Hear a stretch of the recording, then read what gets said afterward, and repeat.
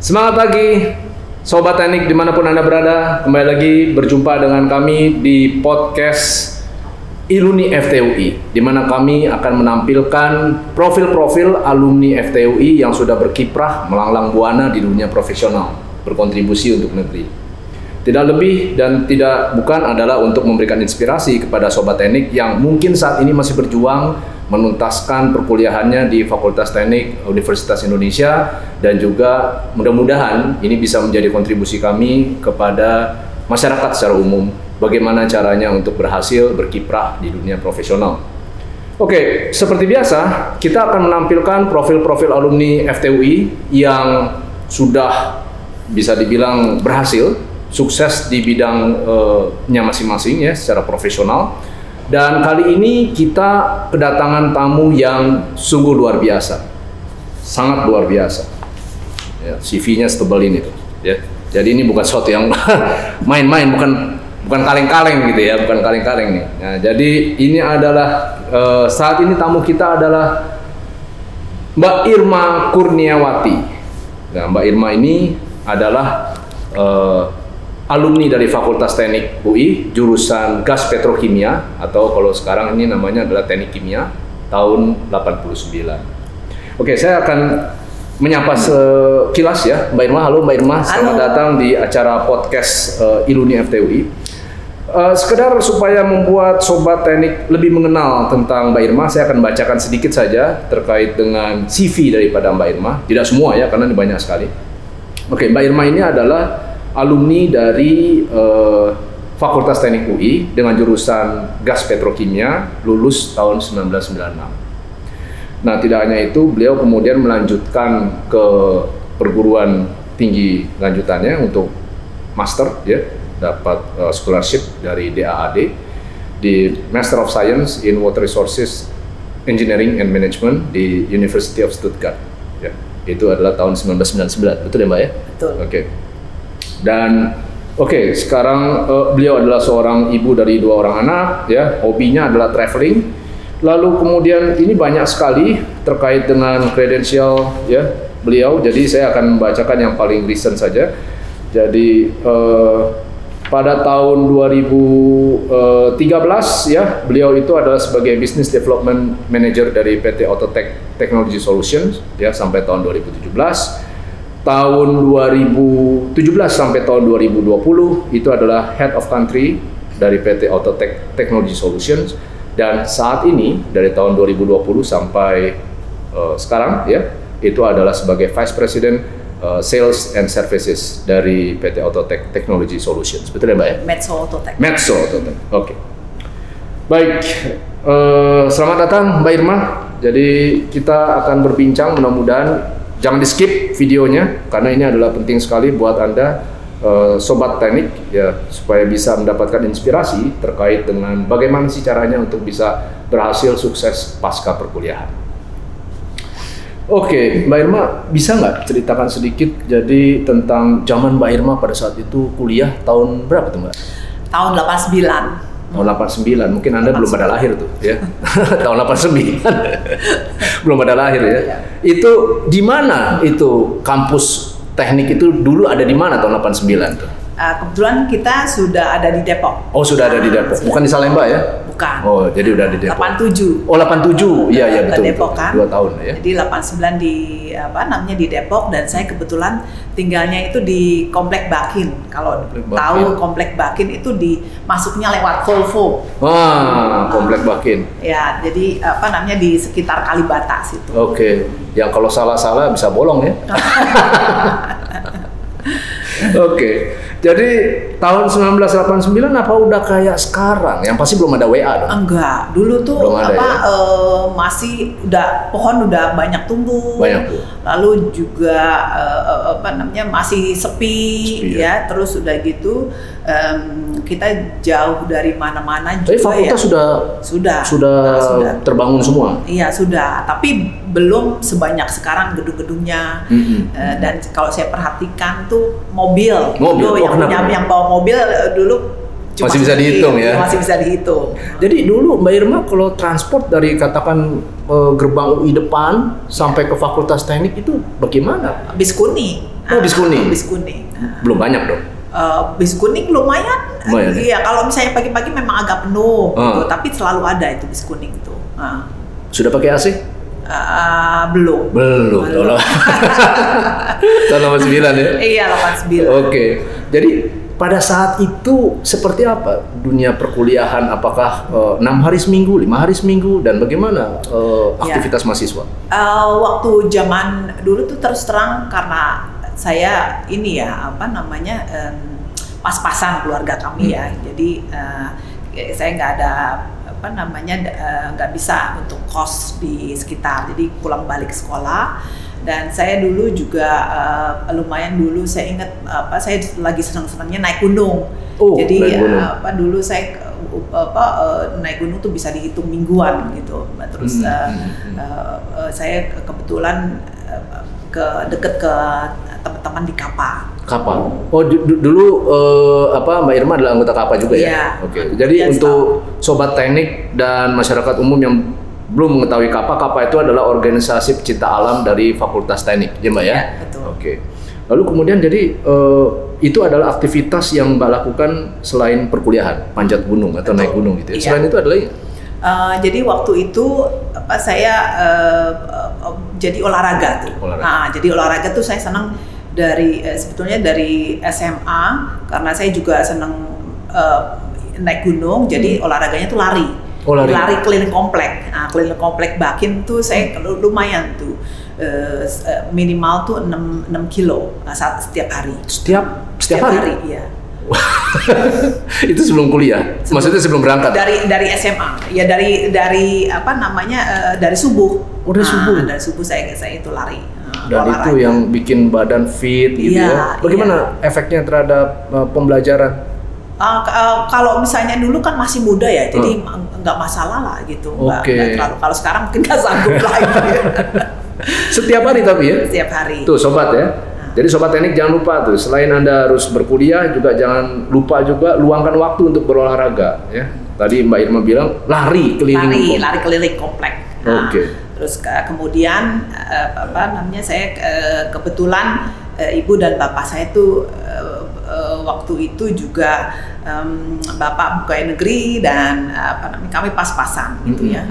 Bapak ibu dukung suaminya, bapak saya dengan cara dagang sayur. Jadi tiap jam 2 mereka ke pasar, lalu dia balik sekitar jam 4:30 gitu, bawa ini untuk dijual ke orang komplek Bakin itu. Jadi tahun ketiga itu saya juga udah mulai kerja. Tahun ketiga. Oh, tahun ketiga. Tuh sobat. Kerja terus saya waktu itu masih bisa ini ya dengan kerja itu saya bisa biayain kuliah saya sendiri. Gitu. Bisa membiayai perkuliahan sendiri. Iya. Atau kalau sekarang. Sobat teknik tuh ya, ini sangat inspiratif sekali nih. Jadi pada saat Mbak Irma itu masih berkuliah, tahun ketiga saja sudah bisa mensupport dirinya sendiri. Jangan tanya berapa lama kuliah kita. Salut loh, luar biasa ya. Tapi bagaimana dengan istilahnya tanggung jawab bekerja, perkuliahan bagaimana nilai? Nah, kebetulan memang kita tuh harus fokus di di hidup ini. Jadi saya konsekuensinya belajarnya nggak terlalu fokus. Jadi nilai saya juga berantakan. Saya sempat karena udah keenakan kerja, saya bilang sama bapak saya nggak mau lanjutin lagi ya Pak ya, boleh ya gitu loh. Nggak usah gitu loh. Nggak usah lanjut kuliah, bapak saya nggak boleh. Iya. Kamu harus lulus. Tetap udah, gitu. Tuntaskan perkuliahan. Iya, tuntaskan. Ya udah. Dan akhirnya tuntas. Akhirnya tuntas. Perkuliahan tahun 89 tuh kayak gimana sih rutinitas hariannya? Jadi mulai jam berapa, selesai jam berapa, dan seperti apa ritmenya? Kalau dulu itu kayaknya sudah dari pagi ya 7:30 gitu, atau jam 7-an gitu udah mulai. Kan kalau misalnya tahun pertama dan kedua itu masih MKDU kan. Nah, lalu kita jadi sering gabung sama jurusan lain gitu ya. Itu bikin yang kita waktu itu zaman nggak ada HP, nggak ada sosial media, makanya kita waktu itu mungkin ada keinginan untuk saling mengenal. Saling mengenalnya di dalam MKDU itu ya. Fase MKDU. Selesai perkuliahan jam berapa kira-kira? Selesai perkuliahan mungkin sekitar jam 3 ya, jam 3 kadang jam 4 gitu. Jadi macam-macam. Dan apa yang dilakukan setelahnya?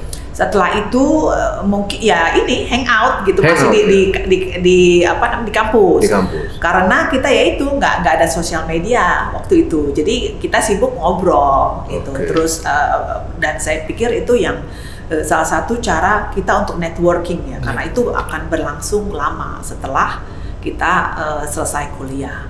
Ini keren banget nih, sobat teknik sekalian. Jadi artinya tidak hanya Anda harus fokus membangun dari aspek edukasi, tapi juga interpersonal skills. Betul, soft skillnya. Soft skill. Oke, melihat ke kondisi saat ini di dunia profesional, bagaimana kontribusi dari apa yang Mbak lakukan dengan hangout itu terhadap kinerja di saat ini? Jadi kalau misalnya tahu ada kita juga EQ, emotional intelligence ya, di samping juga IQ. EQ itu juga menurut saya itu yang membuat saya terasah di situ. Jadi mendevelop EQ saya yaitu soft skillnya. Soft skillnya kenapa? Yaitu berhubungan dengan orang, cara menghadapinya, dan kemudian banyak kenal teman ya. Nanti suatu saat bukannya kita ngarepin akan kita ditolong dengan teman, enggak. Jadi tapi kita ada misalnya ada kesulitan, kita kayaknya ini saya bisa deh ngobrol sama ini kan temen gue, coba ngobrol gitu loh, masalah yang saya sedang hadapi gitu ya. Kira-kira mungkin dia kasih solusi atau jalan keluar atau apalah gitu, indikasi gitu gimana. Jadi saya pikir tuh banyak ini yang saya lihat anak sekarang itu kurang ininya ya, mereka pinter-pinter dan juga bagus gitu ya, cuman mungkin nih soft skillnya. Jadi artinya adalah mengembangkan aspek kognitif saja itu kurang ya. Kalau tidak ada aspek interpersonalnya itu ya. Betul. Apalagi kalau misalnya mau berkarir di multinational company ataupun dimanapun ya. Saya pikir itu kita soft skillnya itu harus terdevelop. Bagaimana kita caranya meyakinkan orang, bagaimana kita menjelaskan suatu masalah, berpikir secara struktur dan bikin priorities. Itu kan kalau misalnya di dunia dimanapun dunia kerja gitu, kadang kita harus making fast decisions. Itu bagaimana kita melatih diri kita untuk melakukan itu tuh juga nggak gampang. Luar biasa. Weak apa biasanya dan bagaimana bentuknya? Kalau saya tuh kalau misalnya weakness saya tuh kalau saya perhatiin tuh saya kurang bisa berdebat. Itu weakness saya. Terus kayak misalnya saya kurang bisa kalau misalnya di bigger crowd, saya lebih seneng kalau misalnya ngomong tuh small crowd gitu. Nah kalau misalnya di bigger crowd gitu kadang saya lost focus gitu. Jadi kalau menurut saya itu kelemahan. Kalau di akhir pekan Mbak tuh ngapain sih? Kan perkuliahan Senin sampai Sabtu, Jumat ya. Nah sekarang kalau Sabtu Minggu ngapain? Itu naik gunung dulu. Waktu awal-awal. Nggak ini sih, nggak setiap pekan juga, tapi mostly. Karena saya juga dari SMA juga ada teman SMA kan. Saya di SMA 28, lalu di sana tuh ada Ural. Saya juga anggota Ural juga. Itu juga ini ya, naik gunung juga. Iya. Luar biasa Mbak. Tenaganya tenaga 3 RT ya. Iya. Dulu. Oke. Jadi ketika Mbak kemudian sudah masuk ke dunia kerja, tantangan terbesar tuh apa sih? Pertama kali masuk ke dunia kerja, yang paling besar tuh apa? Adjustingnya seperti bagaimana? Kalau saya tantangan dunia kerja itu kan saya pernah dari kuliah saya kerja. Lalu kemudian saya menikah itu tahun 1999. Dari lulus S2 saya lalu menikah dan punya anak itu sampai 2010 saya tuh nggak kerja sebetulnya. Oke. Jadi 2010 dalam artian nggak kerja, tapi saya ada interest yang lain. Gitu. Jadi mulai profesional kerja lagi itu 2010. Itu masalah terbesar dari saya itu PD. Waktu itu saya 40 tahun usianya. Lalu saya kerja kebetulan dulu ada di PT di Vale Indonesia itu major expansion project. Saya mulai di situ. Lalu karena saya lihat tuh, aduh gila nih, semuanya muda-muda, pinter-pinter. Nah itu saya agak itu tuh agak down sedikit ya. Down gitu nih, gimana nih? Terus lalu menghadapi kerjaan ternyata itu yang saya lakukan sebelum-sebelumnya. Dan saya I know this stuff gitu loh. So jadi nggak terlalu lama, beberapa bulan kemudian saya udah pede aja gitu. Jadi ini di mana itu lokasinya? Di Jakarta? Bapindo, Plaza Bapindo. Jadi dulu, bukan yang di site ya? Bukan. Oke. Terkait dengan kontribusi daripada keilmuan yang Mbak dapatkan selama perkuliahan dengan hubungannya di dunia karir itu seperti apa? Maksudnya artinya adalah terkait dengan pendidikan pembekalan yang diberikan di Fakultas Teknik UI utamanya, bagaimana kontribusinya terhadap Mbak dalam melakukan aktivitas keseharian di profesional? Kalau dulu itu saya karena juga mungkin dosen-dosennya itu juga banyak yang berempati kepada mahasiswanya ya. Mereka kasih kita kebebasan juga, terus kayaknya dulu kita disayang-sayang gitu loh. Jadi sampai sekarang itu kebawa gitu loh. Jadi walaupun suka naik gunung ya. Iya. Lulus juga akhirnya. Iya. Terus saya sangat berterima kasih. Jadi hasilnya itu, jadi saya selalu diingatkan gitu loh, kalau misalnya saya ada apapun gitu loh yang keputusan gitu ya, ambisi saya itu juga bukan saya pribadi gitu. Sekarang saya melihat orang tim saya sukses tuh, saya itu kebahagiaan yang luar biasa. Ada pelajaran yang masih diingat, maksudnya yang paling berkesan sekali dari perkuliahan? Kalkulus. Kalkulus 3. Nggak lulus. Iya. Nah itu nggak lulus. Jadi kalau nggak lulus ya, sobat teknik, itu adalah hal yang biasa ya. Yang penting Anda jangan putus asa ya. Betul, maju terus. Oke. Ada dosen yang berkesan? Saya tuh dulu senang berkesan sama ini ya, banyak dosen-dosen TGP gitu loh, keilmuannya gitu. Terus juga saya juga, meskipun saya nggak teknik banget gitu ya, tapi saya selalu menghormati keteknikan. Okay. dan saya mungkin saya ingat dulu dosen pembimbing saya tuh Pak Andi Someng dulu. Pak Andi Someng dulu datang dari luar. Saya salah satu murid pertama bimbingannya dia waktu skripsi. Dan saya ingat Bu Atastina gitu selalu ini, terus sama ini dosen-dosen di TGB. Oke. Itu yang cukup berkesan ya, selain dosen-dosen yang lain tentunya. Iya. Oke. Prof. Andi Someng ini adalah salah seorang bimbingannya dan sekarang sudah berhasil. Sehat-sehat selalu Prof ya. Oke. Baik, jika demikian. Nah, sekarang Mbak, bagaimana dalam dunia profesional di pekerjaan terkait dengan teknologi dan inovasi? Jadi saya kebetulan bekerja di perusahaan teknologi supplier. Jadi bagaimana kita selalu terdepan itu salah satunya yaitu selalu mengimprove atau memperbaiki equipment kita, solusi kita, dan itu bagaimana caranya melalui science base. Jadi kita R&D-nya itu sangat kuat di perusahaan yang sekarang. Ada nggak contoh case-nya yang sifatnya memang benar-benar inovatif dalam pekerjaan yang dilakukan sampai saat ini? Oh, banyak sekali. Kita sekarang berhubungan selalu dengan sustainability, carbon, reduce carbon ini, terus carbon footprints, kemudian juga circular economy, terus lalu kita pikirkan atau jadi dasar untuk kita bergerak ke depannya. Jadi banyak itu kalau misalnya smelter yang dengan teknologi kita tuh, bukannya jualan nih, tapi itu kita juga ketat dalam melakukan ini ya, emisi karbon, emisi gas buang yang lain itu. Perusahaan tambang kan erat ya kaitannya dengan isu-isu kerusakan alam, ya kan, polusi. Nah, kira-kira bagaimana dari perusahaan Mbak terkait dengan isu konservasi?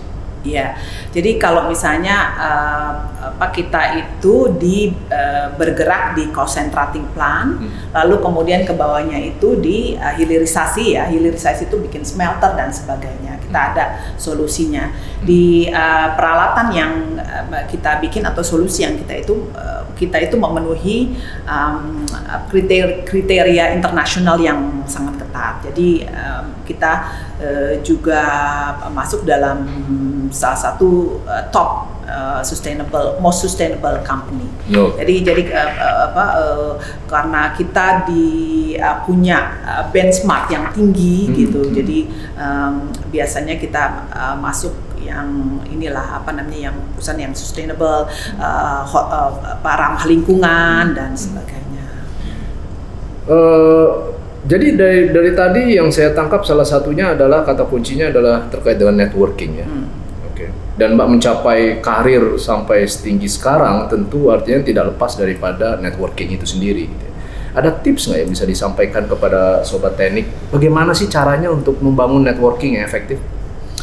Kalau saya itu memang kalau misalnya networking itu misalnya ke customer ya, saya selalu jaga apa yang saya katakan, lalu jadi jaga janji. Nah, janji yang kita katakan itu kan adalah adalah kita ya. Mereka selalu ingat tuh kalau nggak dipenuhi janjinya. Jadi itu satu, kemudian kedua itu humble. Nah, kita nggak terlalu nggak usah terlalu jumawa ya. Karena pun apalah kita ya, pasti ada yang lebih tinggi. Itu yang selalu saya ingat. Terus kemudian berusaha untuk juga menolong mereka gitu ya, network kita gitu ya, semampunya kita. Kalau misalnya ada kesulitan, mungkin kita bisa apalah gitu yang bisa kita sumbangkan gitu, apa sumbangan pikiran atau cuma dengerin atau apa gitu. Kadang itu juga bikin kita ini ya, networking itu makin lama itu kan jadi kadang customer kita gitu jadi kawan kita ya kan, dan makin lama makin tua kan makin sedikit gitu network kita. Harus kita jaga, memang kita harus invest waktu kita untuk bikin network itu ya ini baik gitu. Jadi salah satu tujuan daripada podcast Iluni FTUI ini kan adalah sebagai inspirasi untuk Sobat Teknik pasca perkuliahan. Jadi bagaimana mereka bisa bertransisi di dunia kerja. Kata orang artiannya karakteristik daripada Gen Z ini agak beda. Nah, menurut Mbak bagaimana terkait dengan generasi milenial di dunia kerja? Apa sih sebenarnya karakteristik yang kelihatan sekali di dunia kerja? Kalau menurut saya itu mereka kan pintar, semuanya itu bisa langsung di Google kan, di recheck, check and then recheck di Google. Tapi kalau misalnya saya tuh kalau misalnya wawancara orang, saya kadang pertanyaannya beda. Saya pikir kalau misalnya saya nanti kan yang terakhir nih wawancara. Jadi segala keteknisan itu sudah udah dipertanyakan di awal-awal ya oleh wawancara yang lain. Biasanya yang saya mau lihat itu gimana kalau misalnya ngadapin kayak misalnya saya kalau nanya tuh kadang berada sengaja kejam. Apapun saya tanyain, saya cuma mau lihat reaksinya dia. Apa dia crack under pressure, apa dia bisa berpikir secara struktur. Kadang kita nggak usah terlalu bicaranya terlalu panjang, karena cuma mau lihat gitu tuh cara berpikirnya gimana. Rapi atau enggak? Iya, terus yang lain-lain tuh soal teknik saya itu bagi saya itu nanti bisa di-develop. Tapi karakter dan cara dia berkomunikasi dan cara dia berpikir itu yang yang saya lihat. Ada nggak karakter yang a big no gitu dibuat yang nggak kompatibel dengan dunia profesional? Kalau menurut saya itu moody kalau moody itu baper. Baper. Keren tuh. Kalau baper selesai dah udah. Baper ya. Sobat teknik, Anda tuh nggak boleh baper tuh kalau udah masuk dunia kerja. Betul ya Mbak ya? Betul. Gimana tuh? Apa sih pengaruhnya baper itu? Iya, karena kayak saya gitu ya. Saya kan minoritas ya. Saya tuh bekerja di male dominated world. Jadi itu juga. Prosentasenya berapa Mbak? Mungkin 10%? Iya mungkin. Ya, jadi lebih banyak prianya ya? Iya. Jadi mungkin di Indonesia masih agak kita masih ada yang supporting staffnya itu yang wanita, tapi yang selanjutnya sisanya itu semuanya pria semua. Dan saya di posisi saya itu mungkin saya satu-satunya perempuan. Di seluruh dunia medso itu mungkin saya satu-satunya perempuan. Walaupun artiannya adalah Mbak Irma ini adalah seorang perempuan, seorang ibu loh, tapi tetap bisa bersaing di dunia kerja bahkan sampai menduduki posisi yang sangat strategis ya. Iya. Jadi satu yang itu kita nggak boleh baperan. Kadang kalau misalnya kita kesel gitu sama satu nih bapak-bapak, kita bilang aja I'm not married to him. Jadi it's okay lah, kerja aja, fokus aja sama kerjaannya. Jadi berarti kebiasaan dikit-dikit butuh healing. Iya. Nah, itu nggak bisa tuh. Bisa nggak tuh? Enggak, kalau misalnya susah ya. Kalau misalnya di kami gitu, dunianya yang dunia kerja yang di mining itu susah. Kita ada waktu healing, mungkin waktu liburan pun saya kadang juga masih kalau misalnya ada customer nelpon, ada urgent gitu, pasti saya layani. Mbak, ini lagi tren sekarang nih ya. Mahasiswa UI kalau seumpamanya lulus ya harus dapat gaji sekian. Kalau nggak bisa. Kira-kira mindset seperti itu benar nggak? Kalau misalnya sudah ada, kalau misalnya pertama nih ya, fresh graduate baru pecah telur. Iya, kalau misalnya itu sih saya bilang terima aja dulu.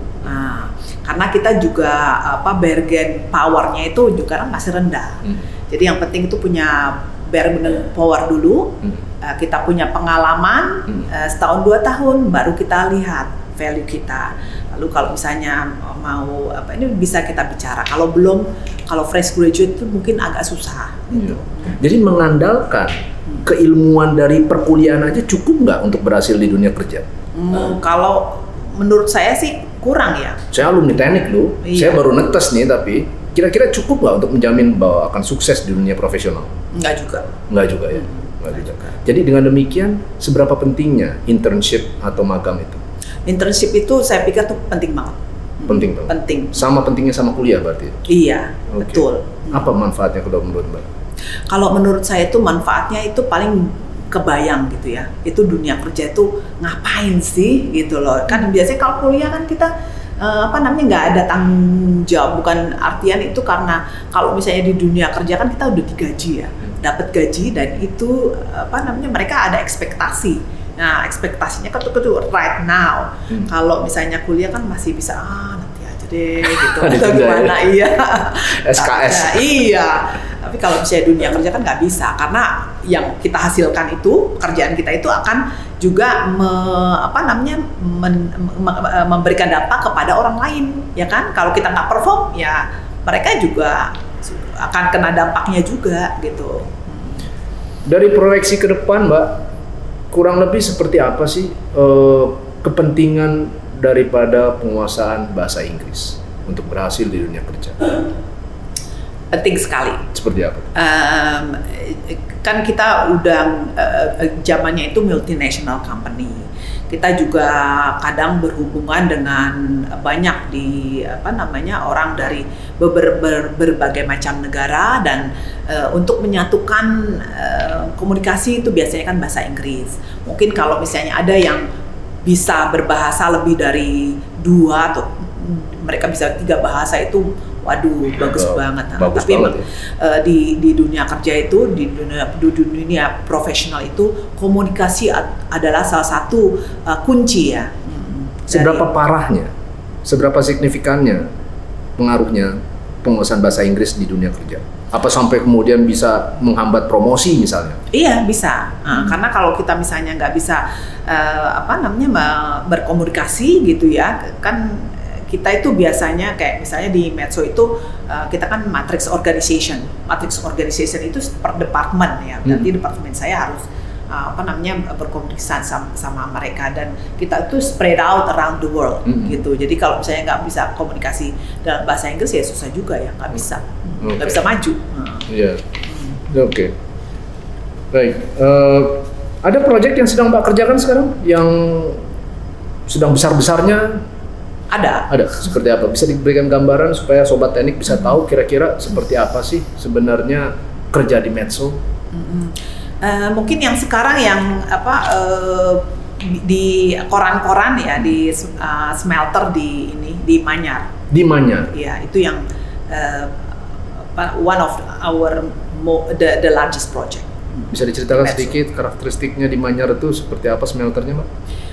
Produksinya dan lain-lain mungkin? Iya, itu jadi smelter, copper smelter, one single largest double flash smelting in the world. Jadi satu cuma single line, dan itu kapasitasnya itu 1,7 million juta per tahun. Dalam comparison concentrate di Asia termasuk terbesar. Oh, terbesar di dunia. Di dunia loh, Sobat. Single line. Single line. Oke, itu yang terbesar ya. Iya. Oke. Kalau seumpamanya Sobat Teknik ingin bisa berhasil di dunia seperti yang Mbak sedang geluti, 3 resource apa yang mereka harus miliki? Yang paling penting. Yang penting kalau menurut saya itu pertama itu komunikasi. Ya kan? Komunikasi. Yang kedua itu saya itu networking. Networking itu dan ketiga itu mungkin networking, komunikasi, networking sama itu mungkin empati ya, mungkin kali ya. Empati atau ya. Yang tadi Mbak bilang. Iya. Emotional apa tadi Mbak? EQ. Oke, emotional quotient tadi ya. Oke. Nah, apa yang Mbak bilang ini mengingatkan saya, dan saya cocok sekali dengan apa yang disampaikan oleh Mbak Irma. Ada satu buku yang menurut saya sangat refer untuk Sobat Teknik, yaitu adalah Diary of a CEO. Di dalamnya beliau bilang bahwa ini Stephen Bartlett, dia bilang artinya adalah bahwa ketika Anda lulus kuliah, Anda cuma punya knowledge, dan aplikasi daripada knowledge itu akan membangun skill. Persis seperti yang dikatakan Mbak Irma tadi, bahwa dari aplikasi skill yang cukup lama akan membentuk mindset. Ketika itu sudah ada in place, baru akan terbina yang namanya reputasi.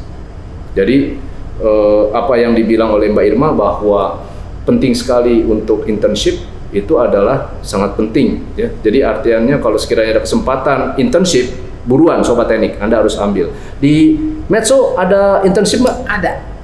Berarti Sobat Teknik bisa masuk ya? Oh sudah, kan kita ada jadwalnya udah 2 tahun ini.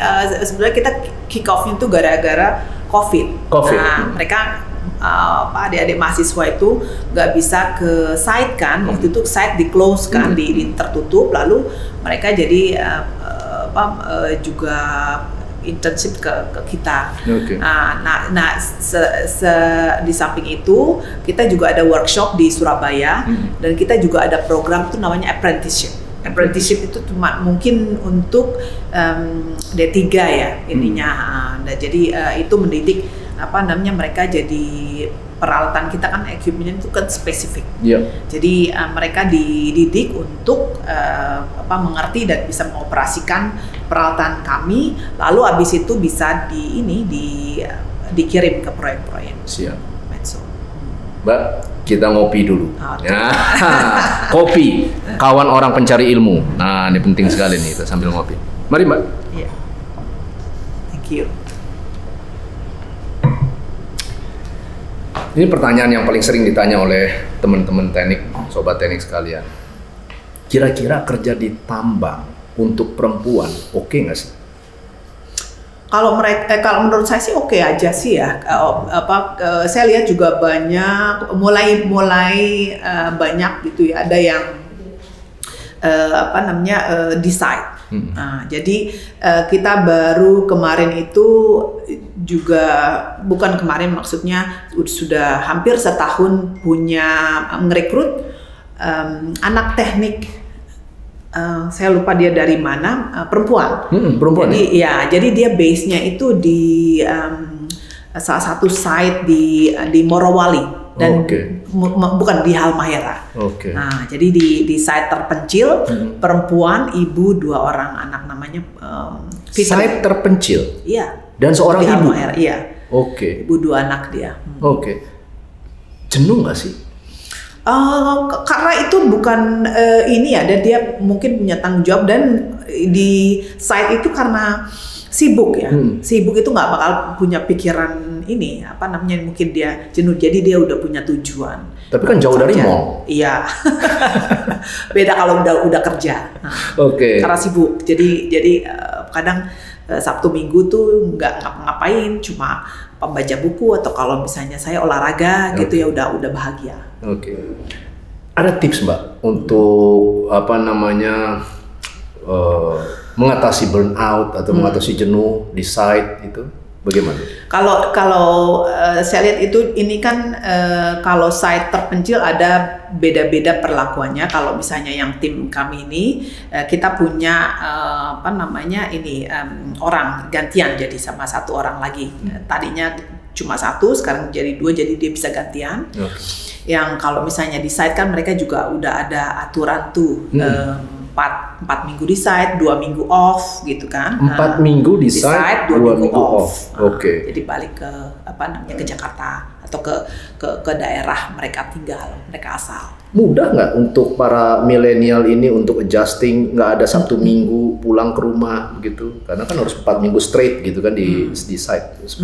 Kalau kita juga punya ya, saya bilang yang masih muda-muda, dan saya juga kebetulan juga senang juga gitu ngelihatnya mereka juga fokus ya. Karena itu benar-benar project yang di tempat terpencil, lalu dia 4 minggu ya kerja di site gitu ya, install equipment kita gitu ya, mill kita atau gitu, dan mereka oke sih ya, mereka masih betah gitu, masih ada di kita, dan memang ini ya membangun juga eksportis mereka. Sebagai gambaran aja, di site itu ada nggak sih fasilitas kayak olahraga? Gitu? Ada. Oh, ada ya? Ada ya? Jadi nggak artiannya bener-bener nggak ngapa-ngapain gitu? Oh, enggak. Mbak, kira-kira visi dan misi ke depan itu seperti apa yang Mbak ingin canangkan sebagai seorang alumni FTUI dalam konteks kontribusi bagi negeri? Kalau saya sekarang, saya kebetulan tanggung jawab saya itu di Asia. Jadi Asia itu mencakup Indonesia, Filipina, Thailand, Indochina, Sri Lanka, Korea, dan Jepang. Luas sekali. Iya. Jadi saya senang tuh mendorong untuk tim, terutama Indonesia, karena kita yang terbesar di daerah ini ya, di Asia, untuk menjadi ini keliling tuh, kirim-kirim jadi ekspat. Nah itu saya mau, cita-cita saya sebetulnya mau kirim orang Indonesia jadi ekspat mungkin ke Finland atau mungkin ke ada salah satu alumni yang metalurgi yang sekarang base baru aja pindah ke Manila. Jadi saya ini luar biasa. Jadi Mbak Irma ingin sekali meningkatkan kualitas human capital Indonesia supaya bisa bersaing di kancah global seperti itu ya. Kan tinggal ini aja ya, kemauan dan inilah cara kita bikin strategi gitu. Karena orang Indonesia pun juga ya sama, kita juga bagus-bagus gitu. Secara SDM? Iya. Dibandingkan dengan Asia? Oh ya, technicalnya gitu, kita juga punya bagus-bagus. Kita sekarang udah waktunya untuk ekspor juga tenaga kerja yang expert gitu, yang tenaga ahli lah. Ini menarik sekali Sobat Teknik. Jadi artinya di zaman Anda, ketika Anda nanti menjadi seorang profesional, persaingan itu bukan lagi di lintas Indonesia, tapi sudah mungkin lintas regional atau mungkin lintas global. Betul. Ya Mbak ya. Oke, ada tips untuk mereka untuk mempersiapkan diri terkait dengan persaingan di tingkatan global? Kalau saya lihat jangan pernah putus asa. Selalu kalau misalnya ada tantangan gitu ya, selalu kita hadapi aja, nggak usah mundur. Atau kadang kalau saya lihat tuh orang Indonesia kadang kepercayaan dirinya gitu loh. Tapi sebetulnya dia mampu. Tapi saya pikir juga selalu minta nasihat gitu ya. Jangan kalau misalnya kita merasa down, kita diem aja gitu, jangan. Kita minta aja nasihat ke atasan kita atau ke colleagues kita gitu. Kadang dengan begitu kita bisa dapat solusi. Tapi yang paling penting itu jangan pernah putus asa dan maju terus. Luar biasa. Mbak Irma, terima kasih untuk inspirasinya. Kami sangat-sangat berterima kasih sekali. Mudah-mudahan ini bisa menjadi inspirasi juga untuk para Sobat Teknik dimanapun Anda berada. Jadi kembali lagi, jangan lupa Anda saksikan terus dan nantikan terus seri-seri selanjutnya dari podcast Iluni FTUI, di mana Anda akan diberikan inspirasi hidup pasca perkuliahan. Dan selalu diingat, ya, ramaikan terus channel kita, ya, like, subscribe, dan share juga. Dengan demikian semakin banyak warga masyarakat, alumni baik UI maupun masyarakat umum yang tahu dan bisa paham seperti apa kunci untuk berhasil di dunia pasca perkuliahan. Mbak Irma, terima kasih dari kami. Mudah-mudahan sukses selalu dan sehat selalu buat Mbak Irma.